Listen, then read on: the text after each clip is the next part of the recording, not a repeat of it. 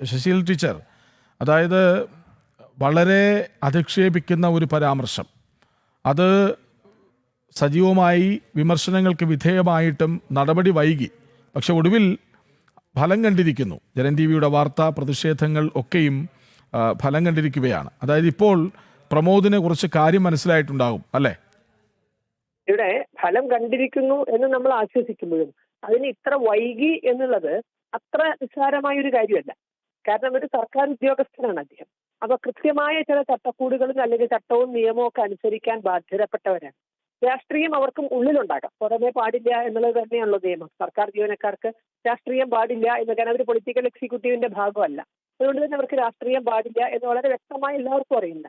അതിന് ചില പരിധികൾ, ഒരു പക്ഷെ ആശയങ്ങളുണ്ടാകാം, പക്ഷെ അത് പ്രകടിപ്പിക്കുന്നതിന് ചില പരിധികളും ചില പരിമിതികളും ഒക്കെ ഉണ്ട്. അപ്പൊ അതെല്ലാം വിട്ടുകൊണ്ട് അദ്ദേഹം തന്റേതായ ആശയങ്ങൾ പ്രചരിപ്പിച്ചു. അതിനപ്പുറമായിട്ട് അത് രാഷ്ട്രവിരുദ്ധമായിട്ട് ഭാരത മാതാവിന് തന്നെ എതിരെ, ഒരുപക്ഷെ ഭരിക്കുന്നവർക്കെതിരെയോ അല്ലെങ്കിൽ അത്തരത്തിലുള്ളതാണെങ്കിൽ നമുക്ക് ഒരു പക്ഷെ പറയാം ജനാധിപത്യപരമായ അവകാശമല്ലേ, അത് സർക്കാർ ജീവനക്കാർക്കില്ല എന്നിരിക്കെ പോലും ഒരുപക്ഷെ അങ്ങനെ പറഞ്ഞ് ന്യായീകരിക്കാം. ഇത് രാഷ്ട്രത്തിന്റെ മാനബിന്ദുക്കളെ മാനിക്കുക എന്നുള്ളത് പൗരന്റെ കടമകളിൽ പെട്ടിട്ടുള്ളതാണ്.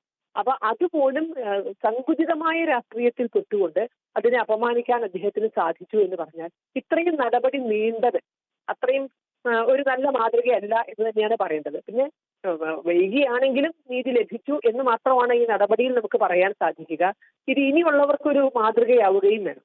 ഇത് സസ്പെൻഷൻ വെറും ഒരു പ്രഹസനമാവരുത്, അന്വേഷണം നടത്തിയത് കുഴപ്പമില്ല എന്ന് പറഞ്ഞ് തിരിച്ചെടുക്കാനുള്ളൊരു സംവിധാനമാകരുത്.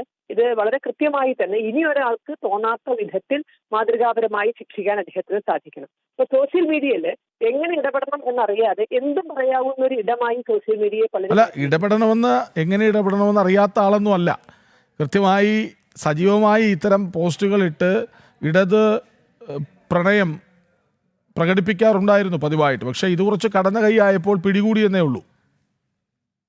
എന്നറിയില്ല എന്ന് പറഞ്ഞതിന്റെ അർത്ഥം അദ്ദേഹത്തിന് പോസ്റ്റ് ഇടാൻ അറിയില്ല എന്നുള്ളതല്ല, താൻ നിൽക്കുന്ന ഒരു പദവിയിൽ നിന്നുകൊണ്ട് എങ്ങനെ ഇടണം എന്നുള്ള അതിന്റെ ഒരു വിവേചന ശേഷി അദ്ദേഹത്തിനുണ്ടായില്ല. അത് ഒരു പക്ഷെ തലയിൽ കയറിയ രാഷ്ട്രീയത്തിന്റെ അതുണ്ടാക്കിയ അന്ധതയും ഭ്രാന്തുമാണ് അത്തരത്തിൽ എന്ത് ചെയ്യണം എന്നറിയാത്തൊരവസ്ഥ ഉണ്ടാകുന്നത്.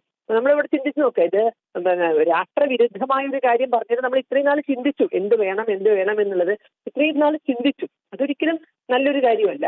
അപ്പോ ഇവിടെ കേരളത്തിൽ ഉണ്ടാക്കിയെടുക്കുന്ന ഒരു കേരളം ഭാരതത്തിന്റെ ഭാഗമല്ലാന്നോ, ഭാരതത്തിന്റെ മാനബിന്ദുക്കൾ ഒന്നും തന്നെ ഇവിടെ മാനിക്കപ്പെടണ്ട എന്നോ, അതിനൊന്നും സർക്കാർ ഉദ്യോഗസ്ഥർക്ക് അടക്കം ബാധ്യതയില്ല എന്നോ ഒക്കെയുള്ള ഒരു നറേറ്റീവാണ് ഇവിടെ ഉണ്ടാക്കിയെടുക്കുന്നത്. അതിപ്പോൾ നമുക്ക് യൂണിവേഴ്സിറ്റിയിലൊക്കെ നടക്കുന്ന പേക്കൂത്തുകളൊക്കെ കണ്ടാലും നമുക്ക് മനസ്സിലാകാം എന്തിനാണ് എന്ന് വെച്ചാൽ വിദ്യാർത്ഥികൾക്ക് വേണ്ടിയല്ല, അല്ലെങ്കിൽ അധ്യാപകർക്ക് വേണ്ടിയല്ല, പാഠ്യപദ്ധതിക്ക് വേണ്ടിയല്ല, ഒന്നുമല്ല.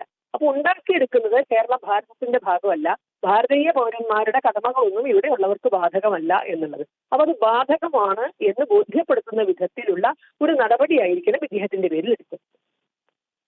നന്ദി Shrimati K P Sasheela teacher പ്രതികരിച്ചതിന്.